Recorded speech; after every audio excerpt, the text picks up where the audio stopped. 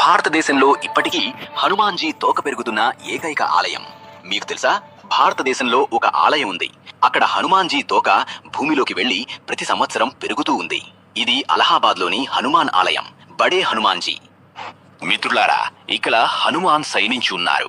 ఆయన తోక ఎంత లోతుకు వెళ్ళిందో ఎవరూ కొలవలేకపోయారు. ఆంగ్లేయులు 40 అడుగులు తవ్వినా తోక కనిపించలేదు. భయపడి పని ఆపేశారు. ఇంకా ఆసక్తికరమైనది వినండి. ఈ ఆలయం ప్రతి సంవత్సరం వరదల్లో మునిగిపోతుంది.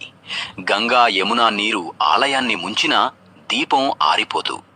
అవును సోదరా, నీటిలో దీపం మెరుగుతోంది. ఇది ఎలా సాధ్యం? శాస్త్రవేత్తలకు సమాధానం లేదు. కథ ప్రకారం హనుమాన్ లంక దహనం చేస్తున్నప్పుడు తోకకు నిప్పు అంటుకుంది. మంటలు ఆరడానికి ఇక్కడికి వచ్చి తోకను గంగలో ముంచారు. తోక ఎంత పొడవు ఉందంటే అది పాతాళలోకం వరకు వెళ్ళిపోయింది. ఇప్పటికీ అక్కడే ఉంది. తోకను పూర్తిగా తీసేస్తే పాతాళలోకం తెరుచుకుంటుందని జనమంటారు.